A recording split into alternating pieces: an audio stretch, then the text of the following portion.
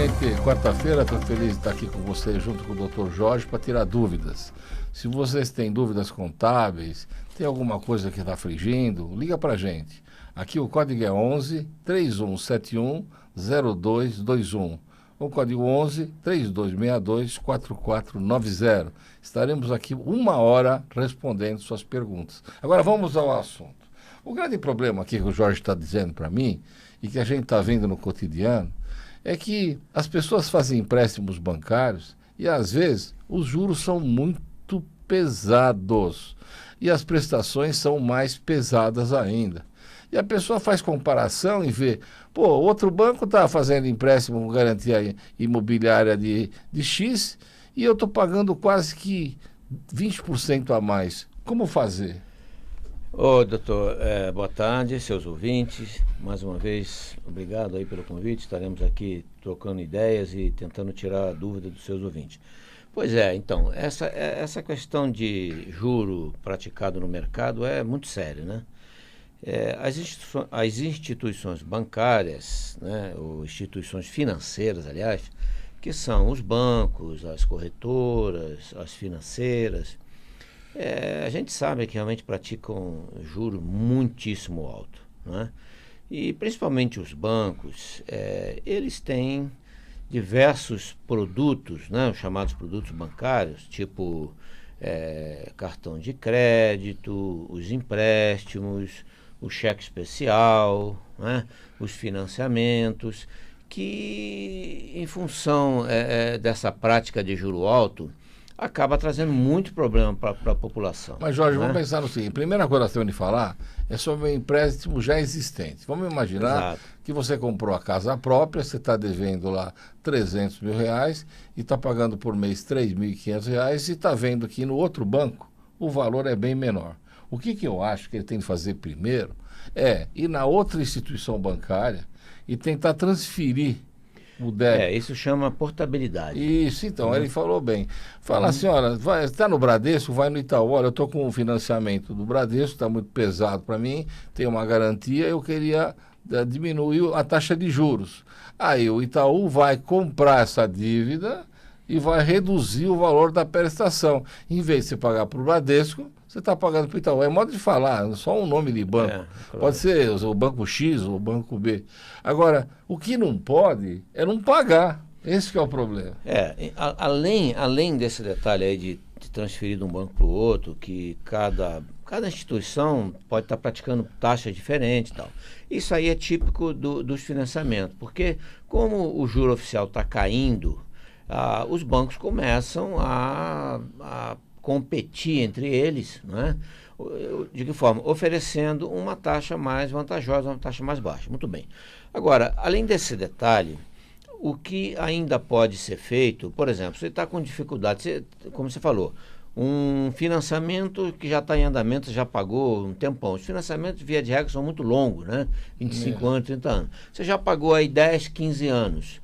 E está com dificuldade, porque com esse juro é um absurdo, as prestações vão aumentando.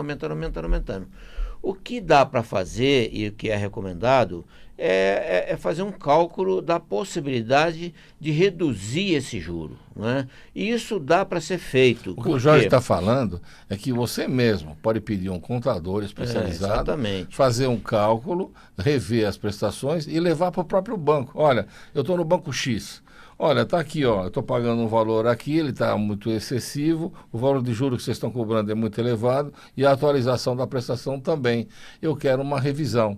Se você conseguir fazer no próprio banco, às vezes é muito melhor, porque não tem despesa, não paga registro, não paga, tem um monte de despesa. Exato, essa hipótese chama processo administrativo de renegociação. Então, mas precisa fazer esse cálculo para poder mostrar para o banco que você já pagou a prestação de tanto tempo. E outra, há um detalhe importante envolvido nessa negociação, que é assim, o banco cobra juro, além da taxa alta, cobra juro, chamado juro composto, que no popular a gente chama de juro sobre juro. Isso é proibido por lei. Se os bancos ou as financeiras têm uma força forte, têm um lobby forte, mas essa questão do juro composto, juro sobre juro, é algo que, se não conseguir negociar com o banco, a justiça tem dado... Então, olha quanta possibilidade que nós temos. Nós temos a possibilidade de migrar de um banco para o outro, que o Jorge chama de...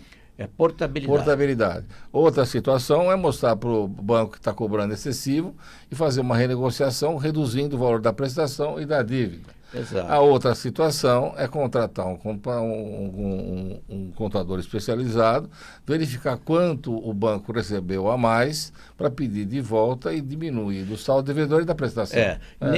E nessa hipótese que está falando aí, desse recálculo que é possível ser feito, além do juro, tem outras taxas que o banco cobra. Que não é devido. De seguro, taxa de cobrança que pode ser excluído também, exatamente. Então, feito essa revisão, se necessário for, se não conseguir negociar direto com o banco, ter que entrar com uma ação, aí sim, tem que fazer a documentação direitinho, os cálculos, ver se vale a pena, porque, via de regra, esse tipo de conta, esse tipo de revisão vale a pena depois que você já pagou um certo tempo do financiamento. Agora vamos mais além. Vamos imaginar que vocês fizeram um empréstimo bancário lá, um parcelamento de dívida, de digamos, 60 meses. E vocês já pagaram 30. Pô, pesou, né? Pagou 30 meses já. Metade, né? E tem uma garantia real, que é um imóvel que está garantindo. O que você pode fazer? Você pode ir no banco e falar o seguinte, olha, como eu já paguei essas 30 e vocês têm uma garantia real muito maior, tem o meu imóvel, eu quero um novo empréstimo por esses 30, das 30 prestações, com juros baixos. O que ele vai fazer? Você está duro, vai sair com dinheiro do banco.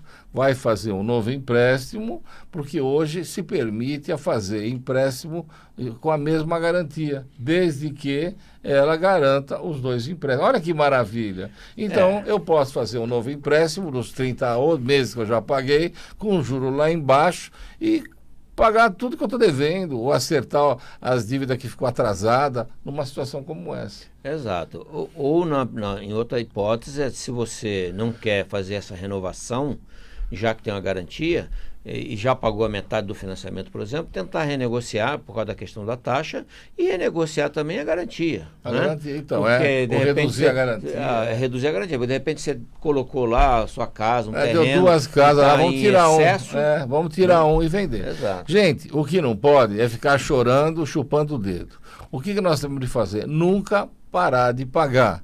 Tem que sempre pagar a prestação, e, se for o caso, pedir o dinheiro de volta que você pagou a mais em dobro. Não é possível? Isso daí, claro que é tranquilo. Agora, eu quero explicar para vocês o seguinte. Eu estou vendo em tudo que é TV, em tudo que é lugar, vem aqui que você não vai pagar mais a prestação do teu carro, o valor do juro é excessivo, nós liberamos você. Gente, você está num contrato de alienação fiduciária ou de leasing. Se você não pagar a prestação, em 3 meses eu lá e te toma.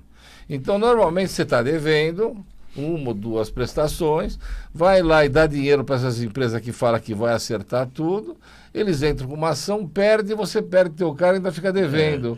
Não acredita nessas conversas mole. Se você quer discutir taxa de banco, se você quer discutir valores excessivos, por exemplo, no financiamento eles embutiram o seguro, uma taxa para fazer o financiamento, permanente. Você enfiar um monte de coisa, você paga a prestação e pede para o juiz devolver o excesso. Eles vão ter que devolver para você com juros, correção monetária e às vezes em dobro. Mas nunca parar de pagar. Se parar, dançou. Essa questão do financiamento de veículo tem essa característica assim bem particular, porque o veículo fica alienado e a gente sabe que é uma prática dos bancos de ir atrás de tomar o veículo. E toma mesmo. E outra tem que ficar escondendo o carro. Mas o problema hoje não está dando para esconder, porque vai um ofício para o Detran e você não pode emplacar mais e está constando a busca e apreensão. Primeira parada que der na rua lá, eles tomam o teu carro. Então o correto é pagar a prestação. Se o banco não quer receber, vamos imaginar que você tem direito a pagar 80% a menos. Deposita em juízo. deposita o dinheiro em juízo e aí o juiz vai devolver para você os 20% que você pagou a mais. Agora eu quero explicar para vocês o que é leasing e o que é CDC. Normalmente, quando você vai comprar um carro, vamos imaginar o seguinte, o cara fala assim, traz seu carro aqui, nós compramos pela tabela FIP. Aí você sai com dinheiro no bolso e ainda compra um carro novo. Olha, gente, ninguém dá nada para ninguém. Dá uma banana para você, nada. Eles querem te levar no bico. O que eles fazem, então? Quitou teu carro bonitinho, lindinho, um carro de 2 anos, praticamente novo. Eles pegam o carro de entrada. Aí eles vão financiar o resto para eles. Mas vamos imaginar que dá uma dor de barriga em casa, o nenê passa mal, a mulher vai lá no hospital e o plano de saúde não quis pagar porque estava atrasada a prestação, e você não tem dinheiro para pagar. Você está perdendo aquele carro que você deu de entrada, mais o valor das prestações que você pagou agora. Você tem que pensar muito numa situação como essa. Ele não faz valor nenhum. E tem coisa pior. Ele fala que você sai com dinheiro do bolso. Sai o caramba. Então vamos imaginar que o carro novo que você está comprando vale 70. Você pegou o teu carro bonitinho, legalzinho, e eles compraram por 30. Eles sempre pagam menos. São tudo safados, tá? Então vamos imaginar que você ia financiar 30 mil, né? Você tem 40 mil. Acontece, eles falam, quanto você quer de dinheiro? Ah, eu quero 10 mil. Eles vão financiar os 40 mil mais os 10 que eles te emprestaram pela taxa de juro de lá. Aí o que vai acontecer? Vai vir uma prestação lá em cima, você vai gastar os 10 pau e você dançou. Então pensa nisso. Olha, o correto de verdade era nunca vender para concessionária. Era vender para particular que dá muito mais dinheiro. Com esse dinheiro você vai lá e compra o carro, dá uma entrada, o juro é muito menor, você não fica com dinheiro de ninguém porque você recebeu um preço bom lá do outro e você vai financiar. E você tem que ter dinheiro para pagar, se não pagar vão te tomar. Agora, é por isso que quando você vê lá, quando você compra um carro por alienação fiduciária, está escrito assim, que o teu nome lá em cima e embaixo está escrito banco tal. O dono do carro, até que está, é o banco. Você não existe. Se você atrasar 2 prestações, eles tomam o carro na tua casa e vendem. Quando você vai lá, te dão uma banana. Você não acha terrível? Essa questão do leasing, tem essa pegadinha que precisa não, esse é o CDC. Leasing é mais para frente. Eu estou falando CDC, financiamento. O que eu quero explicar para vocês é o seguinte. Esse tipo de financiamento foi feito na época da ditadura militar aqui no Brasil. E, na verdade, ninguém queria pôr dinheiro no Brasil, os do exterior, porque eles tinham medo de não receber, de tomar um calote. Então, eles fizeram umas leis que só garante o dono do financiamento. E ele permite a devolução rápida. Isso está acontecendo com casa também agora. Agora eles estão fazendo do mesmo jeito. Você comprou a casa, pagou, atrasou 2 meses, toma a tua casa e vende a troco de banana. É muito sério. Agora, vamos lá. No leasing. O leasing é diferente. O leasing é uma espécie de aluguel do carro. Exato. Você paga um aluguel todo mês. Se você pagar 36 meses, ou 48 meses, ou 60 meses o valor do carro, eles te dão o carro de presente. Se você não pagar, eles te tomam. A diferença aí é que, em vez de ser busca e apreensão, é reintegração de posse ou emissão de posse. É diferente a situação. Né? Agora, como é que fica você numa situação como essa? Quando é leasing, é aluguel. Então, é legal para a tua empresa. Você tem que ter uma despesa, não tem na empresa? Você põe um aluguel. Eu dou lá para o Jorge e falo, olha, Jorge, eu paguei tanto de locação, o Jorge já pega lá e já põe como despesa de aluguel. Exato, dá para fazer. Qual que é o problema do leasing realmente? É a mesma coisa da alienação fiduciária. Deixou de pagar 3 vezes, vão lá e toma teu carro. E aí você entra pelos canos, porque eles vão pegar o carro e vão te cobrar uma fortuna de financiamento. Qual seria o correto? O padrão do leasing é um padrão internacional, mas não usado no Brasil.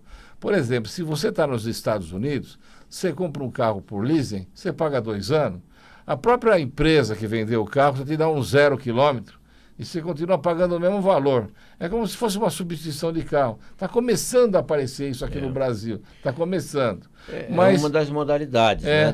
Mas acontece que aqui não. Aqui eles fazem o leasing, uma prestação lá em cima, caríssima, eles não pagam o seguro e não pagam o IPVA e você entra pelos canos. Quando você olha lá no jornal que diz assim, olha, vem aqui, tem um carro aí, normalmente é aqueles carros chinês, sabe? Aquele que nem relógio chinês, que você compra o relógio chinês e desmonta. Vem aqui, pega o carro, a gente faz um leasing, daqui 2 anos eu te dou outro carro. É truta, truta. Mas aí, Caboni, tem uma, como é que se diz, um macete. Porque assim, como avaliar se o leasing é vantagem ou não? Tudo bem, você falou uma questão de jogar para despesa, impor de renda e tal.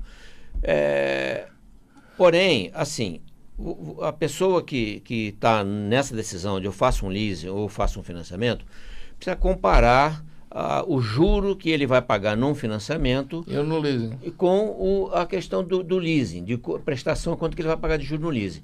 Porque no leasing, via de regra, é determinado um valor residual. Ou seja, você faz um leasing por 3 anos e, como você falou, é como se fosse um aluguel, você vai pagando.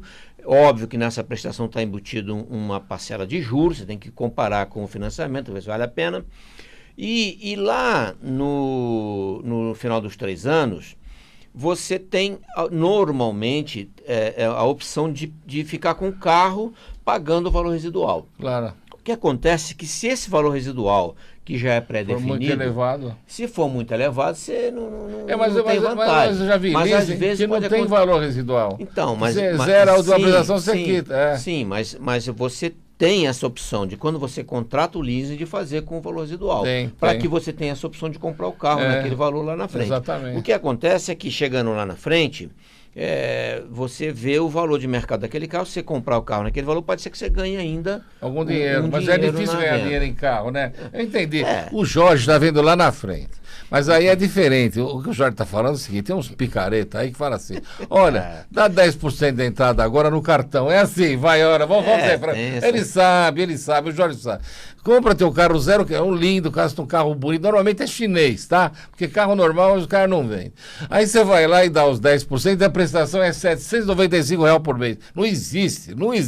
E ainda você pode pagar daqui a 3 meses. Ou pode pagar no carnaval. Olha que maravilha. Só que o resíduo não é resíduo, é o valor do carro. É praticamente o valor do carro. É uma paulada que não tem tamanho. Mas isso é pegadinha de marketing. Mas vem cá, a marca vai acabar com o meu cliente, vai acabar com o meu ouvinte, vocês vão entrar pelos canos. Aí que eles falam assim, não, mas nós garantimos a recompra. O que eles vão fazer? Vai chegar no final de 2, 3 anos, aí você está devendo 80 mil lá para ele, naquela prestação desse tamanho. Olha, o seu carro está com problema, não está direito aqui porque está entortado aqui, aquilo está lá, tem um risquinho e tal. Nós só vamos comprar teu carro por 40. Aí você tem que arrumar 40 pau ou financiar. Mas você fica na mão dessa gente, isso que é o problema. Mas eu vou te contar um particular que você vai cair duro. Olha, há mais ou menos um mês atrás, eu gosto de uma determinada marca de moto. Eu sempre andei de moto. Gosto de andar no fim de semana. O Jorge não anda porque tem medo. Você gosta de moto? Eu não sei. Eu nunca andei. Às vezes eu andei na garupa uma vez. Mas eu gosto de andar de moto. O problema é que tem muito assalto, eu tenho que andar armado, sempre tem um problema. Mas o que acontece? Cheguei lá e estava... Com uma mão só não dá para dar tiro. Não dá, não, eu tenho que enfiar a mão nas costas para meter bala lá, é ruim, né? Aí o que acontece? Vocês não vão acreditar. Eu vi lá, olha, 30% de entrada, oferta, né? Porque eles não venderam nenhuma moto de 2020, tá tudo encalhada lá, né? 30% de entrada e para esse financiamento de até 48 meses, ao juro de 0,89. Ou 0,99, um juro bem em conta, da mercadoria. O que eu fiz? Fui lá, gostei de uma moto, falei, olha, eu quero comprar essa daqui. Bom, o que aconteceu? O cara mandou eu dar um sinal e na segunda-feira eu mandei a documentação toda. Acontece que não saiu o financiamento. Eu falei, mas o que está acontecendo? Olha, você tem uma restrição de R$2.000 na Caixa Econômica. Não era restrição. Os caras se enganaram, mandaram errado, eu entrei com uma ação, depositando o dobro do que eles pediam, você viu a ação lá, e pedi para baixar a restrição, porque a culpa era deles, pedi até danos morais.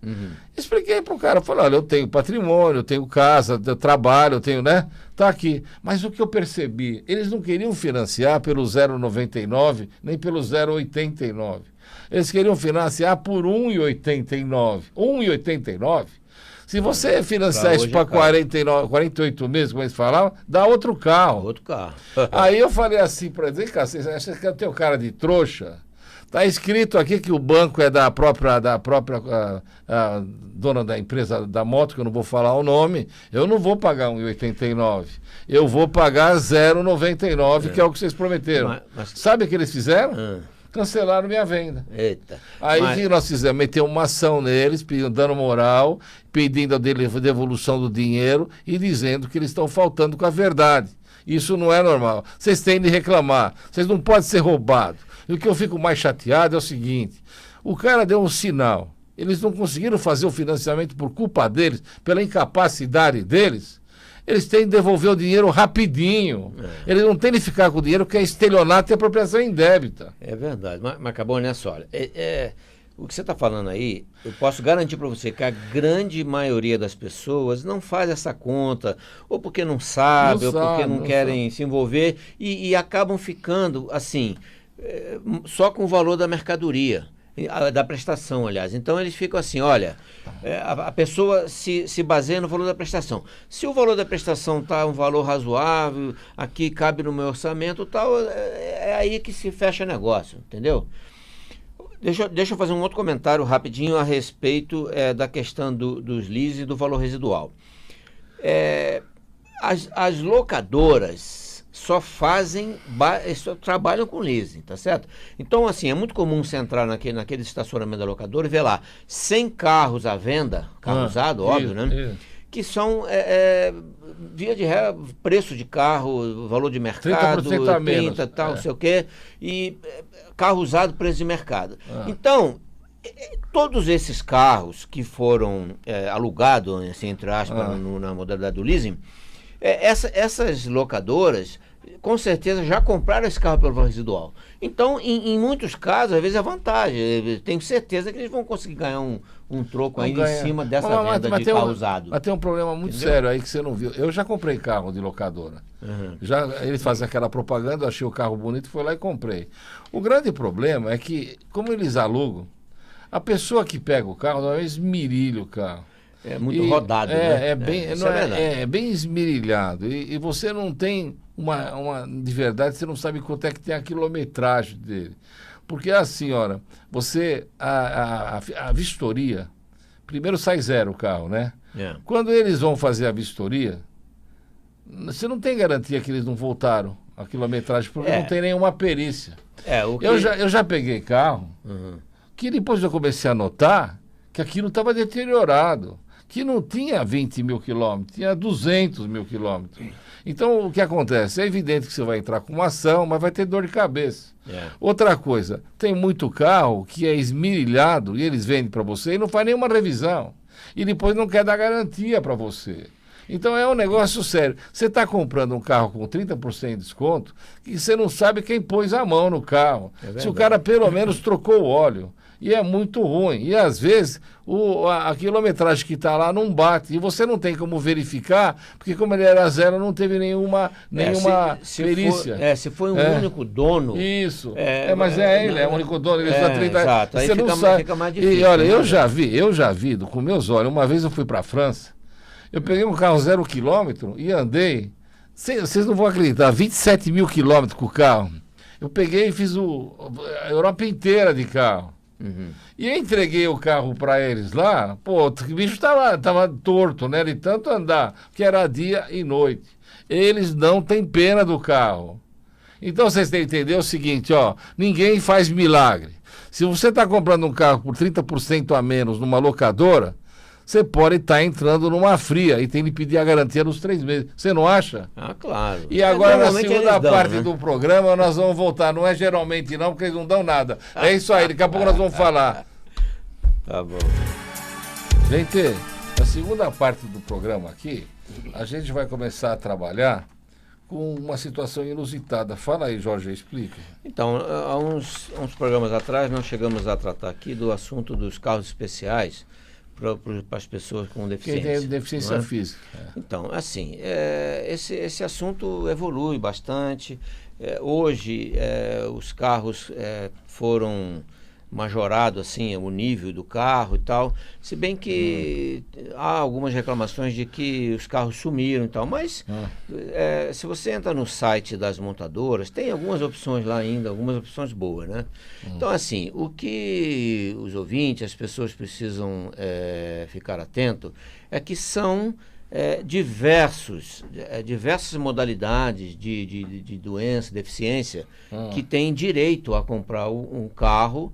E, né, a necessidade de usar um carro especial faz com que essa pessoa tenha esse direito de comprar o carro isento dos impostos, né? E essa isenção que é do imposto federal, no caso o IPI, o ICMS, que é estadual, também a isenção das taxas, por exemplo, de renovação de licença, né, do IPVA, essas coisas, pode chegar até uns 30% de desconto no carro.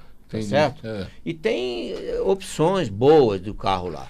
E interessante, assim, é óbvio que tem alguns casos que são deficiências claras e evidentes, que a pessoa às vezes tem precisa de um carro realmente especial, adaptado, né?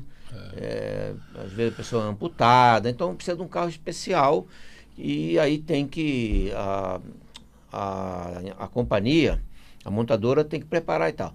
Mas tem alguns casos também que é reconhecido como deficiência, como comorbidade e tal, que às vezes é um carro, às vezes a pessoa precisa só de um carro automático, por exemplo. Claro, né? claro. Às vezes uma cirurgia que não consegue uma direção pesada. Então, assim, tem muitas opções, né, que as pessoas precisam pesquisar, procurar os especialistas, né? Porque tem gente que só lida com isso, né?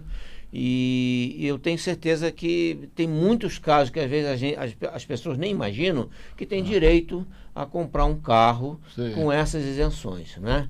Além do usuário em si, que pode ter um problema de saúde, que pode ter uma deficiência, também é permitido que essa pessoa seja o representante de uma outra pessoa, que é o deficiente, o curador.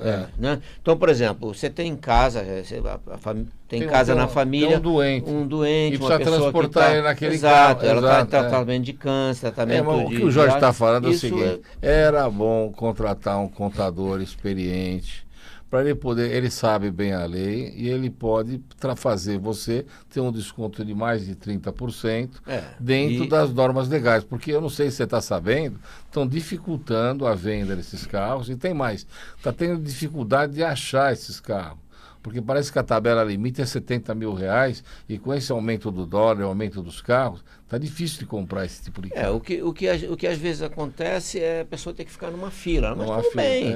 Se a pessoa, para comprar um carro nessas condições, precisa ficar numa fila aí de 3 meses, não tem problema. Mas se passarem 3 meses, é evidente que você pode entrar com uma ação. Outra coisa, a empresa que está vendendo para você, a concessionária, ela vai dar um prazo de entrega para você. Se passar daquele prazo de entrega, você fez o pagamento lá, você pode entrar com uma ação indenizatória. A concessionária, ela representa a montadora. E ela não pode passar o teu carro para outra pessoa por ágio. Ele tem de entregar dentro daquela lista. Sim. Agora vamos lá no negócio mais sério. Vamos imaginar que você está fazendo hemodiálise, que você não tem condição de se locomover, a hemodiálise praticamente é todo dia, nada impede de você pedir uma preferência. Não, eu já vi de 10 horas por dia. Caramba, a preferência desse veículo. Então dá para sair, sai barato e você consegue. Se não consegue, impetra uma medida cautelar inominada, que o juiz vai determinar essa aquisição e vai passar na frente de todo mundo pelo risco de vida, pelo transporte. Exato. É isso aí. Então, a pessoa precisa entender, ou na família, algum interessado de de adquirir um carro nessas condições para uma pessoa da família, é que tem uma burocracia. É assim que funciona. Precisa procurar uma pessoa, um especialista, uma pessoa que entenda, porque vai orientar sobre essa burocracia. Claro. Tem um atestado médico, tem que fazer, né? Aí tem que entrar com um processo, assim, processo administrativo, né? No Estado, na Federal, para poder... Porque a isenção é o Estado que dá, não é a montadora, tá certo? Então, a montadora deixa de recolher o imposto e transfere com uma ordem. Mas esses documentos, tanto da federal quanto do estadual, tem que ser obtido na repartição, no órgão competente, porque é esse documento que vai ser encaminhado para a montadora poder... E nós estamos falando de pessoas com deficiências físicas. Eu digo para você, deficiente físico, você está sofrendo pelos maus tratos dos teus filhos. Você está sofrendo com os maus tratos do teu cuidador. Você está sofrendo porque o dinheiro que você recebe lá não é dirigido para você, porque você não tem condição de buscar. Tem de ligar para 190, chamar a polícia, pedir para os zelosos militares tomar conhecimento do teu fato, levar o caso para a delegacia do idoso mais perto da sua casa e imediatamente o delegado vai tomar as posições necessárias e vai pedir que isso aconteça. Você também que está me escutando, que você é criança, pequena, você deve ter 14, 13 anos, 12, ou está vendo lá o bêbado do namorado da tua mãe, aquele vagabundo lá, agredindo a tua mãe, agredindo um dos filhos, agredindo você, 190. Olha, meu nome é fulano, eu tenho 14 anos, o amante da minha mãe vem aqui, enche eu de porrada, eu estou tudo machucado. Eu não posso sair daqui porque eu estou no quarto. Ou se não, pede para um amiguinho teu ligar até pela internet. Você vai ver, vai chegar 2 zelosos policiais militares lá, vão pegar esse vagabundo, vão levar ele para a cadeia. E quando ele vai voltar tão mansinho que nem você vai acreditar. Ele provavelmente até vai levar você de mão dada na escola. O que não pode é aceitar esse tipo de coisa. Sem fazer nada. Outra coisa que eu sinto, antes de parar aqui, a gente vê também muito asilo, casa de repouso. Sim. Na verdade, vamos falar sério, vai. O que é uma casa de repouso paga? É um asilo despistado, um asilo, né? Tem uns que falam lindo assim, não fala em casa de repouso, ele fala hotel complementar da sua casa. O que eles querem é grana. Sabe o que é grana? É dinheiro, não né? É barato, não. E é assim, olha, a pessoa vai lá, coitada, e tem muita gente que fala assim para mim, Carbone, eu estou sofrendo aqui, eu estou cheio de propriedade, meus filhos me puseram aqui e me dão um remédio, eu estou falando com você hoje porque eu cuspi o remédio, e eu estou em cárcere privado aqui. Aí o Carbone lá faz uma reclamação direta na delegacia do idoso e lá no Ministério Público. Mas se você não tem o Carbone por perto, você tem meu e-mail, você pode escrever para mim, ou se não, você pega e liga para o 90. Quando chegar a polícia, aí você explica para ele direitinho o que está acontecendo. Se em 2 ou 3 dias eles não fizerem nada, você liga de novo para a polícia lá e conta de novo a mesma história que vem outro lá, até solucionar o teu caso. A situação de uma pessoa estar internada é porque ou ela está com algum problema ou alguma deficiência. O fato de dar uma medicação nela para ficar lelé não quer dizer que ela é obrigada a ficar lá dentro. E às vezes ela tem patrimônio para isso. Normalmente você entendeu? Então, e os interessados, eles querem que você morra. Eu vi um dia desse, eu fiquei apavorado. O cara, inclusive, era meu amigo. Parecia um gentleman. Bonito que nem você. Só que bem mais alto. Parecia um lord inglês. Um pouquinho mais velho que você. Um pouquinho não. Olha o coitado. O coitado morava numa cobertura linda. Uma cobertura linda. Tinha lá a grana dele. Tinha os negócios dele. Estava feliz. De repente, do nada, ele começou com uma infecção ferrada urinária. Ei. Mas como ele já tinha idade, estava com CPAP, aquelas coisas todas, o que eles fizeram? Os filhos convenceram ele de ficar 3 meses numa casa de repouso. Não é um asilo, aquele hotel extensão da safadeza, sabe como é que é? Olha, pai, querido pai, vamos lá, a gente pega, você fica lá os 3 meses ou 2 meses tratando, é 12 mil reais por mês, um negócio desse. e você vai se medicar, vai ficar legal, vai voltar para tua namorada, vai continuar a vida, entendeu? O sujeito foi lá. Já passou 3 meses, o cara tá lelé, tá tomando uma medicação lá em cima, os caras já tomaram o carro dele, já tomaram a casa dele, acho que vão vender tudo. Gente, será que é isso que a gente quer de filho? Esse é o tipo de cárcere privado, né? Isso, e vão penar ele. E o pior é que essas casas de repouso, ela quer receber o delas. Então, eles dão lá como é que se fala, uma receita médica, que a pessoa fica pirada mesmo. Sabe o que é pirada? Ela toma de manhã e de noite ela fica lelé. Agora eu fico pensando, pô, a gente trabalhou uma vida inteira, se aposentou, tem uma grana, será legal? Os caras já tomaram o carro dele, já tomaram a casa, tomaram tudo.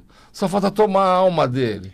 Daqui um pouco... Lamentável. É lamentável, mas eu não quero ver mais isso. O que ele tem de fazer? Não toma medicação, gospe, chama a polícia, fala pro Carbone, liga pro Jorge. Olha, você não vai ter problema nenhum. O gostinho que eu tenho de chamar, ir lá na delegacia do idoso, contar pro delegado e dar uma cana nesses vagabundos, inclusive essas maravilhosas casas de repouso que quer o cara ganhando dinheiro lá, que não são todas, tem muito honesto. Eu vou ter uma alegria e o Jorge também. Outra coisa, a casa de repouso, quando você tem a idade que você está vendo, ela tem de ser endossada pelo Ministério Público. Se entrar no Ministério Público, você vai ver o lugar lá que ele indica as casas de repouso. E de todos os preços. O que não pode, gente, é ficar preso. Eu acho, e com certeza muitos que estão nos ouvindo, pode estar nessa situação... eu tenho certeza. De não ter essa opção. Por quê? Porque, por exemplo, o caso do deficiente, essas pessoas às vezes estão cercadas de gente que não tem interesse de que elas se comunicam para fora, para, por exemplo, fazer uma ligação para um 90 pedindo ajuda, tá certo? Então, quem tiver numa situação dessa pode muito bem usar uma estratégia de conversar com porque sempre tem uma visita de um vizinho e tal, achar uma forma de conversar com o vizinho. Mas a casa não deixa. Pedir para a pessoa não deixa. Cuidar Olha, do interesse. Quando eu ia na casa ver a minha mãe tinha problema sério. Ela pôs fogo numa casa, na outra ela estava fora da concepção dela. Ela fugia, trazia problema terrível. Chegava uma senhora de idade lá chorando, ela falava, eu tenho 40 casas. Eu sou dono de uma cidade inteira. E eu já estou aqui jogado. Outra coisa que você fica triste, tinha uma menina lá, eu posso falar menina, 40 anos. Ela deu uma doença degenerativa na menina lá, na moça, e ela estava jogada no meio dos velhos. Não é que tem nada a ter velho, mas ela tinha 40 anos. Pensa numa coisa, uma menina bonita, o cabelo comprido, uma gata. Foi advogada e deu essa doença degenerativa. A família, quer dizer, a curadora dela, como ela estava, pôs ela nessa casa de repouso, só tinha a velha e ela que destoia de tudo, dizendo para ela o seguinte, que como ela tinha de fazer um tratamento lá perto, era mais prático deixar ela lá. Mas o que a gente notava é que ela não estava fazendo tratamento nenhum. E a doença dela foi até ela morrer. Mas o que dá a Espanha, você imaginou, você lá com 39 anos, você olha, só tem velho lá, tudo morrendo. Será que a família milionária ou a curadora não tinha um pouco de bom senso de pôr ela num lugar adequado para a idade dela? Eu me lembro disso uma vez, eu fui numa casa de repouso lá no Jaçanã, que deve existir até hoje, que tinha no meio dos idosos cheirando urina, merda, aquelas coisas todas, porque era uma grande parte de graça, uma menina de 18 anos, que tinha quebrado a coluna e que só funcionava a cabeça. Agora imagina essa menina acordando de manhã e vendo aquele cheiro de merda, aquele cheiro de urina, aqueles velhos tudo em volta, e ela uma criança lá, sofrendo. Você sabe que eu fiquei sabendo que um dos funcionários se apaixonou por ela e roubou ela de lá. Nossa. Como era mal feito o negócio. Levou ela embora, só que teve que devolver 4 dias depois, porque viu que não tinha jeito. Ela não se mexia, não tinha... Agora, será que não tem uma assistente social? Será que não tem uma diretora de lá que vê que é incompatível jogar uma criança no meio de idosos morrendo? Será que é isso que vocês querem para os teus filhos? Será que não está na hora da gente começar a pensar nos idosos, nos sequelados, naqueles que não podem se mexer? Será que não é terrível isso daqui? E outra coisa, a casa de repouso ele devia se negar. Não, aqui só tem de 70 anos para cima. Você não acha? Ó, o que você está falando aí, a gente precisa também lembrar e também reconhecer que não é óbvio que a grande maioria das famílias, apesar de, né, por alguma razão, alguma circunstância, ter que colocar um idoso numa casa dessa de recuperação, de repouso, sei lá o nome que queira dar, mas a grande maioria das famílias tem consciência de que o idoso está lá, mas precisa cuidar, faz visita. Eu mesmo... Está presente. Está presente. Eu mesmo fui diversas vezes lá. Você não foi na casa da minha mãe? Exato, isso que eu vou falar. Fui lá fizemos festa lá para ela. Festa, então, fizemos uma homenagem lá para ela. Essa do Rotary, até foi lindo o negócio, porque era rotariana. Porque esse tipo de coisa, o idoso que está, principalmente, apesar de você mesmo fala que sua mãe... ela alternava uns momentos assim de que não estava muito lúcido, outros momentos não, mas ela adorou. E a gente sabe que claro, a grande maioria. Mas isso daí vai ficar crédito quando você for para o céu. Mas Então, como o Jorge, não tem, gente, não tem. O problema é que eles enterram a pessoa viva, Jorge. Isso é uma merda. Tô falando sério. Eu sei. Agora, infelizmente, essas famílias que abandonam, que deixam lá, que não cuidam, que deixam por conta da casa, porque acha que está pagando e deixa por conta da casa lá, sujeita a maus tratos, assim, né? Olha, eu quero mandar um recado para todas as casas de repouso que têm como objetivo dinheiro. Vocês têm que lembrar o seguinte, ó, vai aparecer na vida de vocês um Carbone, um Jorge, que vai fiscalizar isso daí e vai levar conhecimento do Ministério Público. Uma pessoa que tem de ser internada numa casa de repouso é porque ela precisa de tratamentos especiais, ela precisa de medicações, ela está com um problema psiquiátrico lá de fuga, ela sai na rua, ela esquece, ela tem uma série de circunstâncias. As pessoas estão em casa, tem que sair para trabalhar, a pessoa não tem como sozinha. tomar conta, tem diversas situações. Ela pula da janela. Então, na verdade, vocês têm o dever e a obrigação de cuidar. Outra coisa que eu notei, Jorge, com esse negócio da pandemia, eles impediram as visitas. Né? Então, o que a gente notou? Muita casa de repouso sem vergonha diminuiu o número de funcionários. E as pessoas que estão lá dentro não tem como reclamar, porque eles estão trancados lá dentro e não tem. E muitas podem cair, quebrar e morrer, como é um caso que eu já vi. Que apareceu de casa, exatamente, até hoje, exatamente, de contaminação dentro dessas casas, é muito grande, morre absurda. Todo mundo. Então eu acho o seguinte, olha, a casa de repouso, quem tem dúvida, aciona o Ministério Público, conta o que está acontecendo, faz o negócio virar, porque não é justo. Outra coisa, você tem um velhinho lá na casa de repouso, tem um quarto para ele, quem sabe você traz ele de volta. Olha, dá trabalho, às vezes a gente arruma uma guardadora, tá todo mundo sem dinheiro, tá cheio de gente pedindo, pelo amor de Deus, um prato de comida. Às vezes ele pode cuidar do teu pai, da tua mãe dentro de casa e tá lá do teu lado, lá no quartinho, mesmo se é o quartinho da empregada, não interessa, mas o amor, o carinho, a presença vai cobrir tudo isso. Outra coisa, doutor, na minha opinião, eu quero ver a sua, quem tem conhecimento de maus tratos, no caso dessas casas, então quem tem conhecimento, seja lá quem for, empregado, tem a obrigação de denunciar essa situação. E às vezes não precisa nem falar o nome. Ele vai lá, conta o que está acontecendo, liga para a delegacia e fala e pronto. É que nem clínica de aborto. Vocês sabem como é que faz? Você vê lá que tem uma arapuca lá de um vagabundo sem vergonha, de um médico que está lá instalado há 10 anos fazendo aborto. Tá na cara, gente, que ele está seguro por um monte de policial bandido que cobra uma taxa para segurar, uma taxa para deixar eles funcionar. Aí você vê lá as meninas sequeladas, vê menina com 14 anos que não vai poder ter mais filho, vê gente tomando aquelas medicação que eles vendem aquela medicação lá, que tem uns nomes lá, vagabundo. É clínica e o pior vocês não sabem. Essas clínicas, todo mundo sabe que existe. todo mundo. Mas ninguém faz nada. Também. Sabe, claro que sabe. Mas agora, eu fico pensando, né? Nós estamos conversando aqui. Poxa, será possível que o Ministério Público finge que não vê? Será possível que a Polícia Federal vendo que a Polícia Civil não faz nada, não dá um jeito? Vocês estão deixando um monte de menina desesperada que tem filho que podia criar, morrendo lá, tomando aquele, como é que tem um nome? É um remédio desgraçado que vem do Paraguai. Esses vagabundos para forçar o aborto. Para forçar o aborto. Eles fazem umas curetas hoje em dia com aspiração.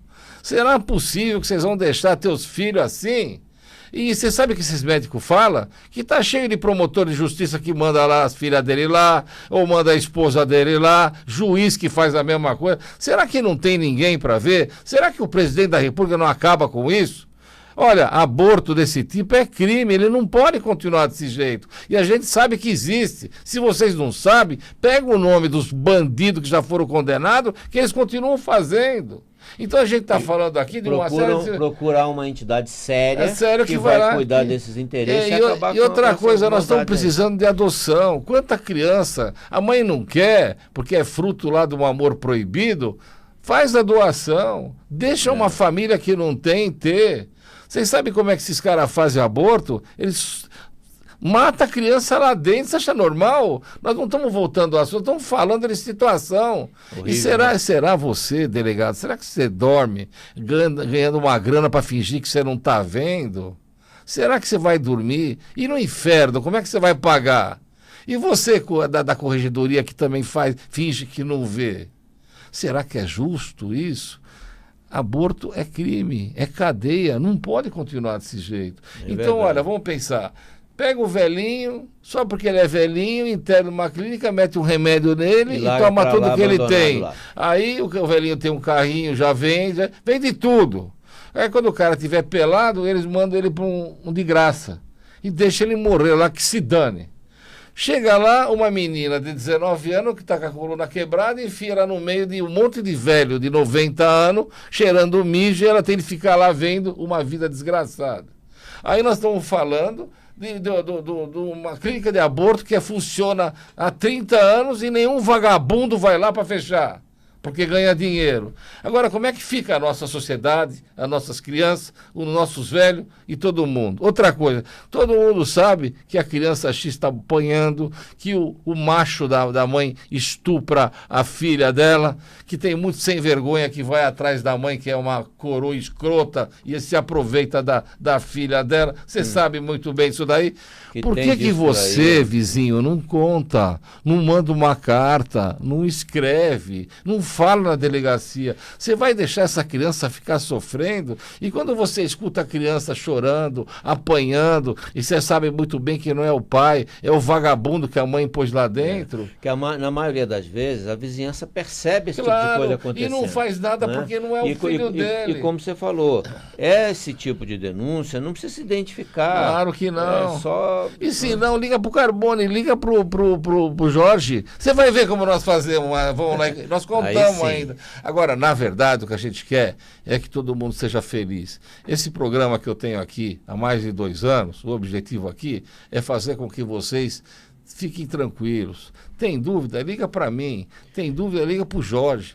Precisa de advogado? Procura aquele perto da tua casa, aquele que você tem confiança, procura a OAB. Mas, na verdade, nós estamos aqui para tirar dúvida, tirar divergência. E se eu ficar sabendo de um crime, se o Jorge ficar sabendo de um crime, nós vamos atrás, nós comunicamos às autoridades. Nós resgatamos. Eu já resgatei um velhinho, você não vai acreditar, Jorge. Ele estava trancado, era milionário, tiraram tudo que ele tinha. Nós resgatamos ele de um quarto que tinha a lata de lixo fechando a porta da casa, do quarto dele, e ele só podia sair de lá quando era para receber a aposentadoria. Infelizmente eu conheço um caso que não podemos falar, que eu lidei com esse processo lá do seu escritório, e que a gente sabe que isso aí aconteceu. Tem, inclusive, suspeita de coisas piores, né? Pior, mas agora a gente não pode falar, mas será que é justo? Será que todo mundo aqui que é um inferno? Será que o diabo está aqui? Ou será que não dava para solucionar tudo isso? Vocês corruptos, como é que vai ficar? E outra coisa que eu fico preocupado, O nosso governador, ele está cheio de... Ele comprou um monte de vacina. Kit vacina? Antes do carnaval, né? Porque ele já sabia, né? Quem é que vai tomar essa merda dessa vacina, hein? Eu queria ver ele tomar. Testando ainda, né? Isso, Tá bom. então está na mãe dele, nos irmãos. Quem sabe morre tudo e pelo menos muda tudo. Queria mandar um abraço para todo mundo. Faz os abraços, nós estamos terminando. É uma pena, mas quarta-feira nós vamos estar aqui, hein? E eu vou ver se eu trago a doutora Sâmia também. Mais uma vez, te agradeço, Carbone, pelo convite. E deixar aqui para os seus ouvintes que queiram tirar dúvida de contabilidade, de perícia contábil. O telefone é 99619-9641. No WhatsApp. Um abração para todo mundo. Fica com Deus, hein? Até quarta.